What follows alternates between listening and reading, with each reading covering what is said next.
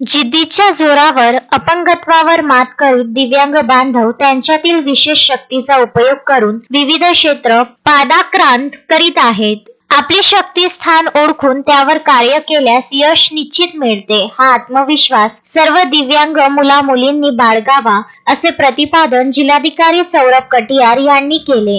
हनुमान व्यायाम प्रसारक मंडळाच्या मैदानावर जिल्हा परिषद समाज कल्याण विभाग व अशासकीय संस्था यांच्या संयुक्त विद्यमाने दिव्यांग मुला-मुलींच्या जिल्हास्तरीय क्रीडा स्पर्धेचे उद्घाटन जिल्हाधिकारी कटियार यांच्या हस्ते करण्यात आले. त्यावेळी ते बोलत होते. यावेळी मान्यवरांच्या हस्ते जिल्हास्तरीय दिव्यांग मुला-मुलींच्या क्रीडा स्पर्धेनिमित्त हवेत फुगे सोडून स्पर्धेचे उद्घाटन करण्यात आले. त्यानंतर मशाल ज्योत प्रज्वलित करून क्रीडा स्पर्धेला सुरुवात करण्यात आली. यावेळी जिल्हा परिषदेचे मुख्य कार्यकारी अधिकारी संजिता मोहोपात्रा, जिल्हा समाज कल्याण अधिकारी DM पुंड, दिव्यांग विभाग सहाय्यक सल्लागार PD शिंदे उपस्थित होते.